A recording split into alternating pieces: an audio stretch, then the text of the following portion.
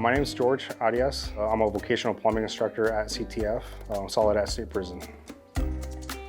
Biggest thing about teaching there is changing their identities when they leave. They always think they're going to be, felons, this and that, but once they're done with their parole, they're not felons anymore. My goal is to change them to become plumbers, because once you're plumbing, you're known as a plumber. Some days I'm working before the sun kisses the sky. I watch the world wake up from the seat of my truck. I'm out here earning my piece of the pie. A good honest buck, no it ain't love. I was taught to do the things I do so I don't depend on anyone. I work hard enough through the year so I play whenever I want. I have more than I deserve, including a wife who says I'm hot. Yeah, it's better than a good life that I got.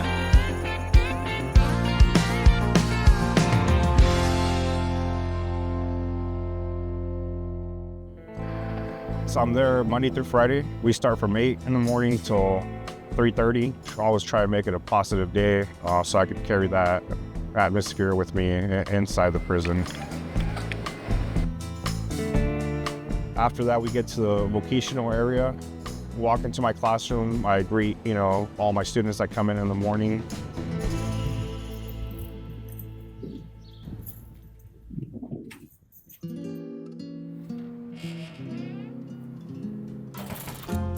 So the biggest change that happens in my classroom is individuals get to work with other people, and a lot of them might have anger issues, team building issues. Teach them responsibilities with their tools, accountability, showing up on time, and a leadership. And not only that, just them hanging out with other students, getting to know each other is the change that happens in there.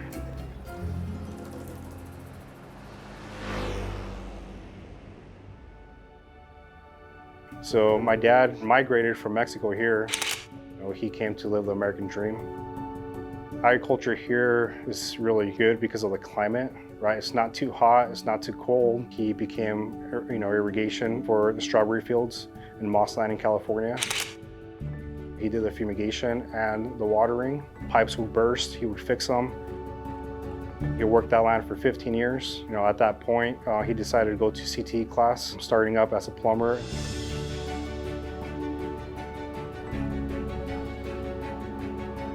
Within 3 years, he moved up really quick and started doing his own thing. Would take me with him. One thing he's always told me is, it's not about the money you make, it's about the lifestyle you live. Money comes with it when you become good at something. I always had that goal when I was young to become a plumber. It's because I'm that type of son that wants to follow his dad's footsteps. My dad was basically my hero. Always tough on me due to the fact that, when you're tough on somebody, it's because you want them to do really good. And, you don't realize that until you start growing up. And I was always that younger kid, showing up to job sites.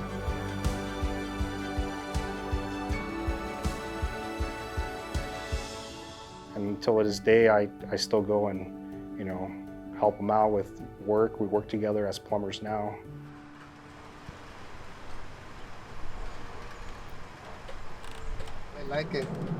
I like my plumbing every day. I like working in the morning, in the afternoon, 10, 12 hours. It's not a problem.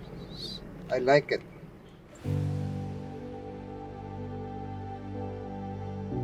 My neighbor, he worked at the Soledad State Prison and knocked on the door. He knew we were plumbers because of my dad. Asked me if I wanted to become a vocational plumbing instructor.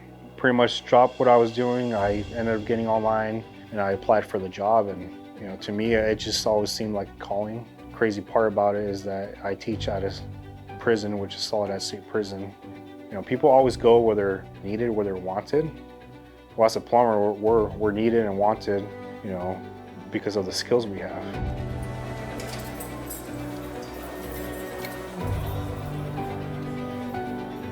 When they walk into my classroom, they give me their CDCR ID, and pretty much I collect all those. I lock them up on a box, While I'm collecting them, I'm also handing them 5 chits. They're called chits.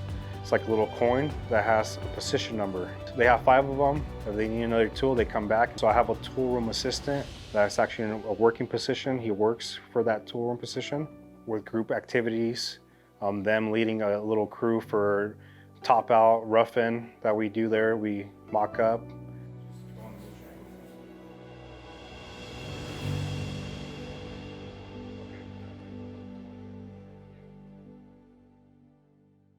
Right here, right? Yeah. Okay, yeah, so nomás que pases por aquí.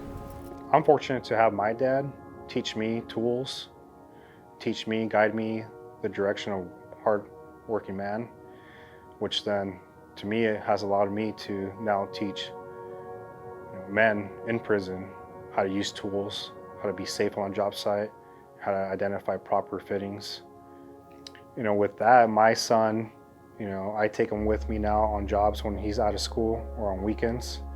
I always just tell him the same thing, the same way my dad pretty much raised me, taking him, I take him with me. And for a 9-year-old child, he knows more than somebody trying to get into the trade.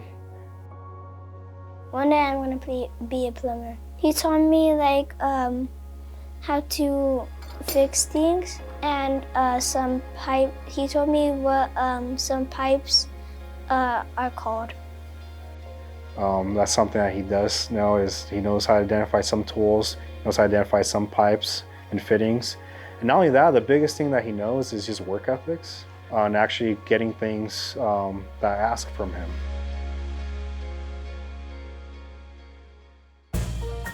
American Plumber Stories is a big impact for my students at the prison because it shows the lifestyle of plumbers. It shows the fun activities they do after you work hard, you play hard.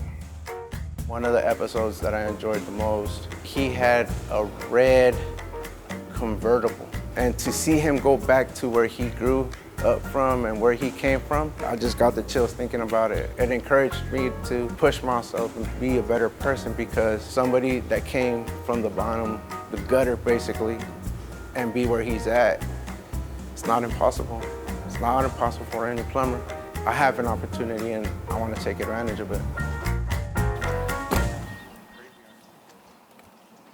We put out American Plumber Stories. Our vision was to help change the perception of plumbing and know there's a need, and then using the story to help the next generation so they can make good decisions. You're a true example of the American dream of where you came from, and that's what this is all about. Yeah, and I think what gets lost, we kind of forget that these people have names, faces, and feelings, and families, and there are hopes. Mm-hmm. There's talent, and so that's where my heart is. Oh, sinners, let's go down, don't you wanna calm down? Oh, sinners, let's go down in the river too. At the end of the day, you get to see what you created with the help of individuals that you look to as brothers. To see people that I've lived with on this yard for quite some time, and them able to share a story in a different light as opposed to what I'm typically seeing, and I really, really enjoyed it.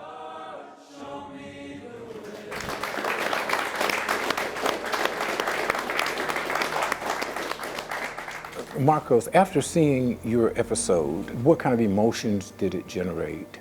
The last time I was on any type of TV, it was a press conference with the Deputy Sheriff of Fresno looking for me. So to see this and know that it's a positive thing really brought joy to me. And I know my mother's gonna see this, and I know how happy she's gonna be. I do see it as, hey, this is a hopeful future for me. I grew up in the poorest area of Augusta, Georgia. The opportunities in life are twofold. We can take the low road, which is fast and quick and easy, or we can take the high road, which means that you gotta sweat, you gotta cry, you gotta bleed, you gotta struggle, you gotta sacrifice. You do it, not because you want something right here, you do it because something has to click. Something has to say, I know that there's something better, but for right now, I have to do this. And the rewards follow that. It follows the attitude of not giving up.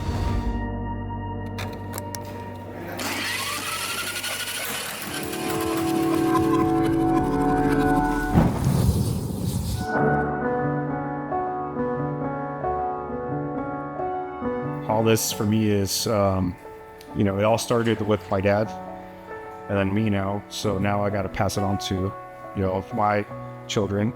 And that's something that is great. You know, it's a thing, not only that, pass it on to you guys.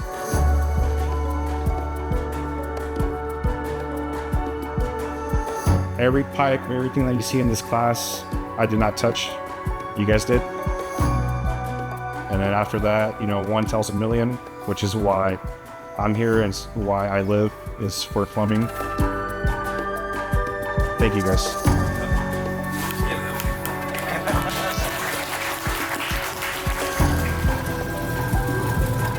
After today, after you go back to your places, there'll be a different hope.